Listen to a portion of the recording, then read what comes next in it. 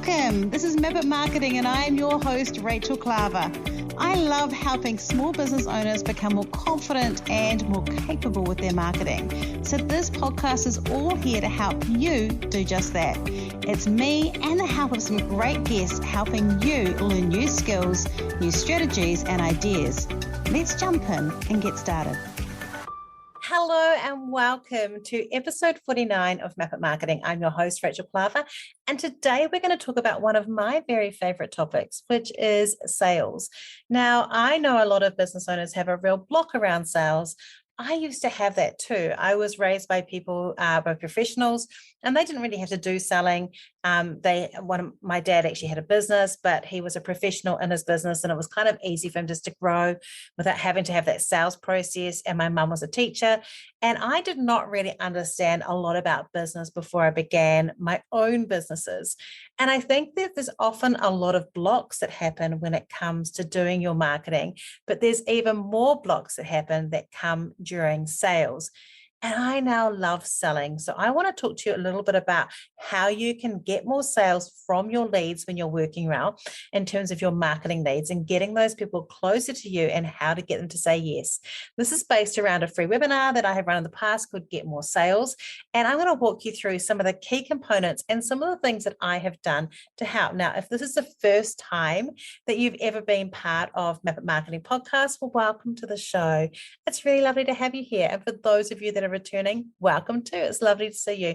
If you are a returning visitor and you're loving the show, please do rate and review the show so that other people can enjoy it. And if it's new to you and you enjoy this, do please go and hit subscribe and listen again. Last week's podcast, which was about how to get more sales through marketing, will be a really good one to accompany this show for you to have a look at.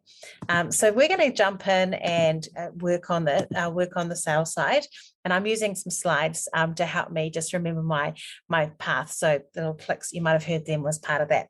All right. So let's talk about how to get more sales from your marketing leads. The first thing that I normally say when we talk about this is first you need to work out what your motivation is. So often when people say this, they go, oh, duh, to get more sales, but it isn't always that motivation that we're looking for. I'm talking about a more intrinsic motivation. Obviously, sometimes we're in survival mode and we just need to know we get that sale to get enough money to survive. But long term, that's not going to serve us very well. That's not going to serve us in terms of making sure that we know what we're doing, making sure that we're focused, and making sure that we've got goals set in place. To set some of those goals in place, we have to think about why. So it might be that you want to earn a certain amount so you can have more time with your family. It might be that you want to earn a certain amount so that you can have an admin person, or one of my clients this week, get a cleaner. Another thing, it could be just you really want to have enough money to buy a house, or those sort of things. So you need to work out what your driver is, the thing that's going to get you and push you through, because sales can be fun, but sales can also be hard. And if you don't know what that thing is to help push you through and motivate you, it can be tricky. The next thing we want to make sure you do is set some really good goals. And I normally recommend having 3 types of sales goals. One is your bare minimum to scrape by that you know you have to have.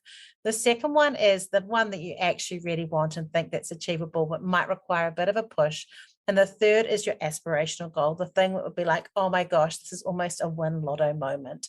And having those really help you stay in that middle lane. If you've just got the bottom, you're going to struggle to get to it. And you need to make sure that you know that that's your cutoff price that you've got to do before you run something or before you do something, and that you can check, hey, if I'm getting growth, at least it's at that level. But you need to have that higher up one. And I always think it's good to have aspirational going in there as well. So I do that. The other thing with around goal setting, which is also really important, is we have several different facets in our business. We have our one-to-one work in terms of strategy. I have a coaching program called the Content Master Web, which I've actually launched this week. And we've got a new one in August. So I'm super excited about that. I've got a book coming out. We've got webinars. We've got other things. And I have sales goals for each one of those things because it makes me push myself. If I just go, oh, I need this sort of turnover a year and this is how many sales I need a month. And we do that as well. We have a monthly and a quarterly sales target. If I have those things separate, but I'm doing really well in one other area, it's really easy for me to gloss over and just kind of ignore that part if it's not selling well. So having targets for each section also helps you really drive that sales energy. The next thing we're going to talk about a little bit is the idea of conversions. So I was looking at our numbers the other day, and well, obviously, we haven't really looked at this before in such depth because we've also been looking over the last 3 years. And this is what we found out. We found out that we have a 5% conversion rate of anyone that has come through as what's called a marketing qualified lead. What that means is people who have followed us on Instagram or messaged us on Facebook or have been to a webinar or have been part of a LinkedIn post or whatever it is, or been to our blog and mentioned that, and we've been able to track it with our CRM. 5% of those people become customers. So essentially 1 in 20 people through our marketing become customers that we have interactions with. Now that's a good number. I don't know what the industry average is, but I don't know if I want to know. But my goal is to maintain and grow that. So knowing those numbers are really important. We can tell that because we use a CRM. We use Zoho CRM. We're partners for that. You can also use things like Active Campaign. You can use HubSpot, other things you can use to do that CRM space. But that helps us. Now, not every business is at the stage for that. But if you're at a stage where you're getting enough leads and you have enough customers that you can't put them all on a whiteboard, then getting a CRM makes a lot of sense. And I'm going to put a link to Zoho on there. I love it. I used to think it was rubbish. I had some bad preconceptions about it when we first started using it. But I absolutely and utterly love it and love the power of the reporting that it gives us. But when we talk about it, and then when we talk about the other conversion, we also can tell that if we have 12 people who approach us to work with us, 4 of those people will become clients. So we have around a 35% conversion rate. And so that counts people who may not know how much we cost. It may count people who are talking to us early on in the journey, whatever. But over that cost, if someone has approached us directly to work with us, we currently have overall a 35% conversion rate. Now, some areas are really high, like 80%, and some are a lot lower. So knowing those numbers really help us. So one of the things I want you to remember is that not everyone that approaches you to work with you is going to work with you. And it's a really good idea to measure that and see where the breaks are. One of the things that a lot of people miss out on is different stages of the journey, not doing them. And if they just did those things, they would see an increase in sales. And we'll talk about that a bit later. So you need to look through that. So you need to measure how many leads are coming through, then maybe how many meetings you're having, how many proposals, and then how many people become clients. And you also should be looking at things like the value of the customer. So there is some maths involved. There's some thinking and setting things up. If you have a good CRM, it will measure those things for you. Otherwise, you might have to do it a bit manually. All right. So that's kind of like some of that structural stuff that you need to do.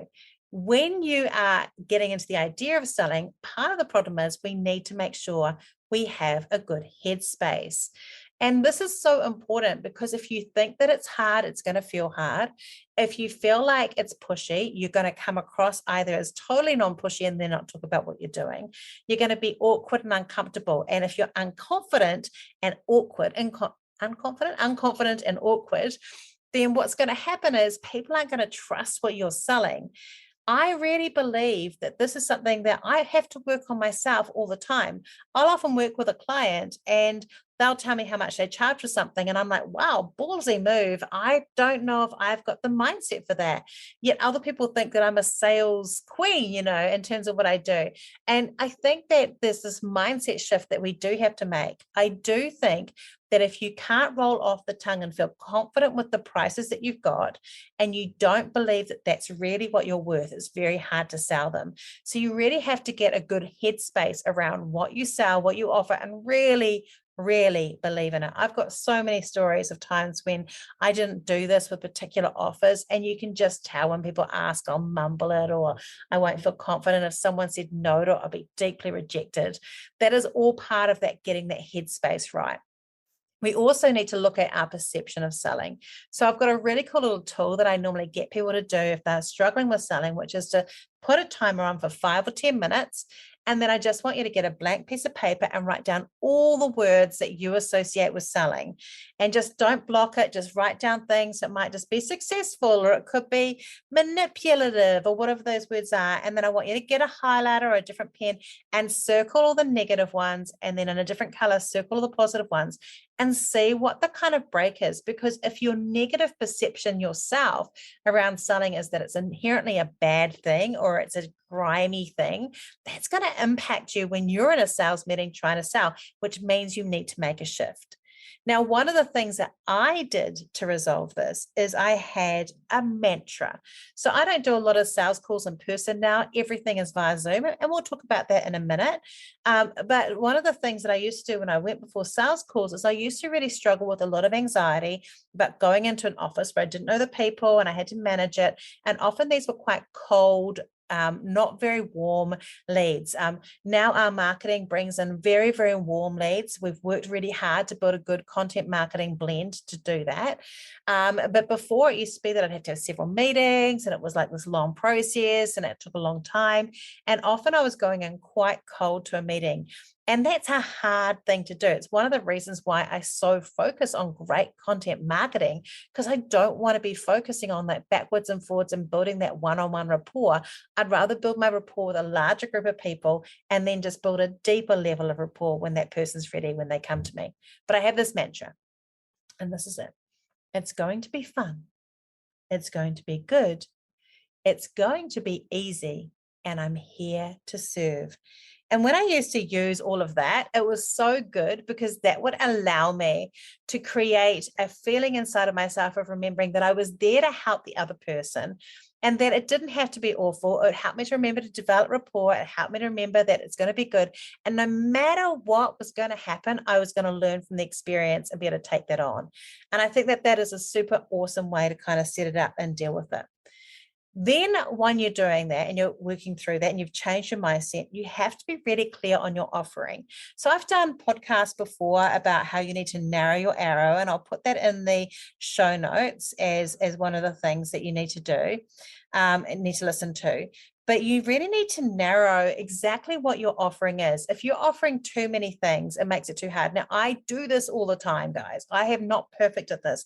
I teach people to narrow, but I am like a little sparrow going from nest to nest, getting everything excited. And I sometimes forget to do this myself. So one of the things you need to do is make sure that you're only selling one thing at a time. So I went with someone last year, and they were trying to sell like 3 different things to 3 different markets within a 6-week period. And it's just too hard.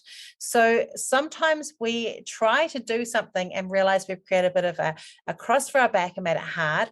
Make the offer really simple. And if you want to sell several things, make time periods for different things and don't cross those over at the same time. So for example, over the last few months, my main focus has really been just to get enough people to my first go of my new coaching program, which I got my target number, which was great.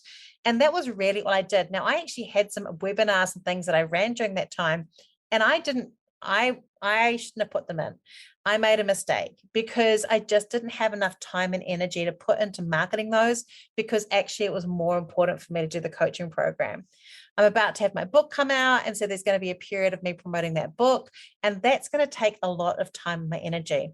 Later on in the year, I'm actually taking some time off for myself for something. And during that time, I have to make sure before that time that I've sold into the time when I come back for me and my team for us to have work. So that's going to be a primary period of time that I've got to do before I go into things. So I try and focus on having a really clear offer of what we do. The other thing is we don't talk and sell directly all the different things we do. We're Zoho partners, but we don't tell people that all the time. Like I don't hardly ever mention it when I'm doing social media posts. We get a lot of leads and we get that through the other work we do, but you need to make sure that your offering is really clear, really simple, and really easy to explain and deliver. So that needs to be, that's a marketing kind of thing and a messaging thing, but you need to have a really clear thing to do that. The next thing you need to do is before you step into a meeting with someone, you have to think about two outcomes. The first is your ideal outcome. That is, if this meeting goes really well and I like the person and they like me, because it's kind of like dating, you both have to like each other and it feels like it's the right fit. What is the ideal next step I want to take? And lots of people, when they talk about this, will go, well, I want a sale. But for most of us, it's not that simple. In fact, most of the time when I have worked with people and I've gone into a meeting and they've wanted to sign up on the day, they have not been the right clients for us, because it needs to be something where you make sure they know all the stuff they need to know before they sign up. Like, hey, we meet via Zoom. That's important for you to know. We only work between business hours. That's important for you to know. There's all these things that you might need to know that if I say, you say yes now, it still might fall over. So for us, an ideal outcome is for the person to agree to have an email proposal from us. That's currently how it is. The secondary outcome, so yours will be different, whatever yours is, or might be the same. The secondary outcome is one that is just for you.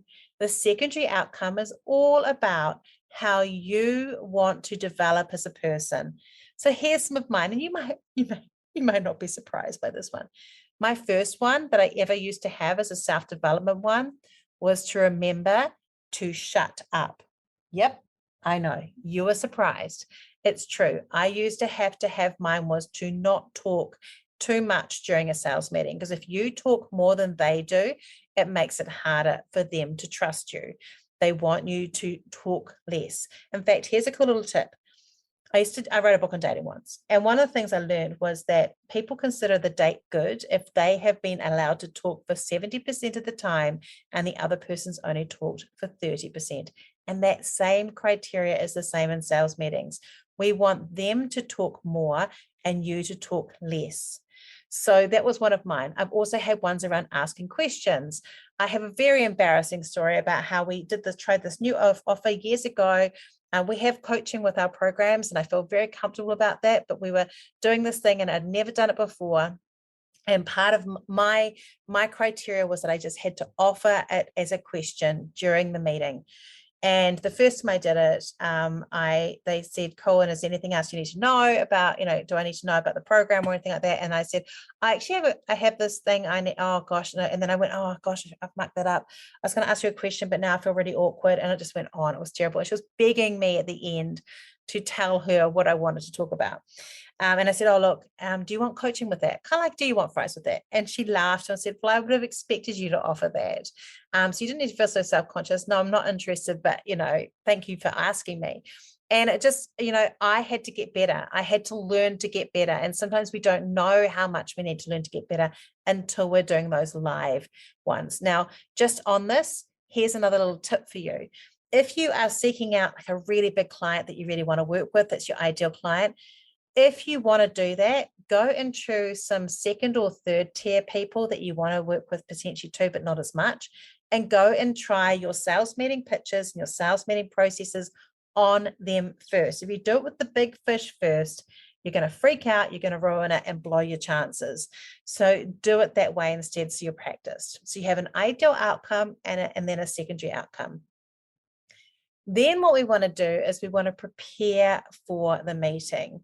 So one of the things that you can do in terms of preparing for the meeting is making sure that you have got got information about where they are if you're going there, and I'll talk about Zooms in a minute. Making sure that you know the name of the person. Believe me, how many times I have forgotten to to know the name of the person. Very awkward. So make sure that you do that. Also, please make sure that you know whether you've got equipment that you need to have, what your offers are, all those sort of things. Those sort of things are very important for you because they're going to help you create the information that you need, which is so important. All right. So we need to focus on those different things and the areas. Once you're going into the meeting and you're thinking about how you're doing that meeting, we want to think about how we are going to present ourselves and how we're going to work that out. Now, the first thing you need to make sure you do is you need to start with rapport building. So do some small talk. There are times where sometimes I'm just not in the mood to small talk. I am actually a very chatty introvert. Sometimes small talk is hard for me, and I just want to jump in, especially if they're running late a bit and I feel a bit squeezed for time. But small talk is really important because it relaxes the person into talking with you, getting used to them talking and you listening, and also finding some common things that are going to help you bond really well. And I do know that a few times when I've had a bad experience in a meeting, one of the things that I've really experienced is that rapport building wasn't really worked through properly, and because of that, it made it really difficult.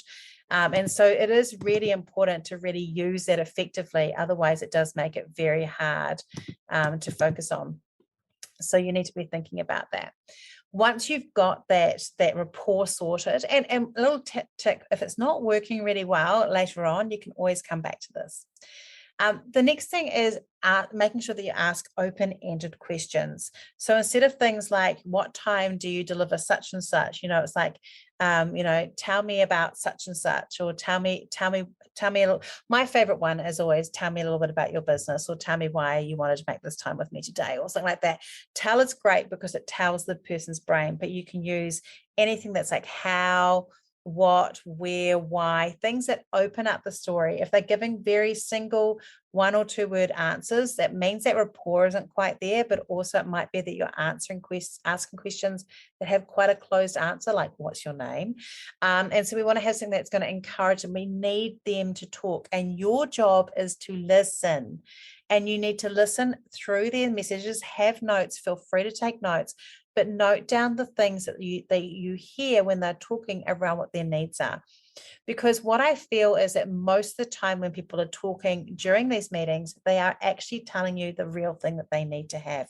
And quite often when I talk to people when they're doing this, they're actually telling me things that they need that we don't offer. And I can say, hey, actually, we're not a right fit. We've actually done that with people before, quite a lot, and that part of that sort of 60% of people that don't become our clients, often those are people that just we didn't connect with because they were just people that weren't quite ready for what we do. So it is a really important thing to actually focus on and making sure that people are the right fits. You need to be listening to that really carefully because that is going to make a huge impact to what you're doing when you're walking it through it. The other thing that you need to be doing when you're doing it is also listening for where your offers are and how they might match that. So you need to be thinking about that as well, of how you can make those things fit a lot better when you're creating that content. So that's an important part. So practicing that listening, practicing those issues in terms of like that open-ended questions.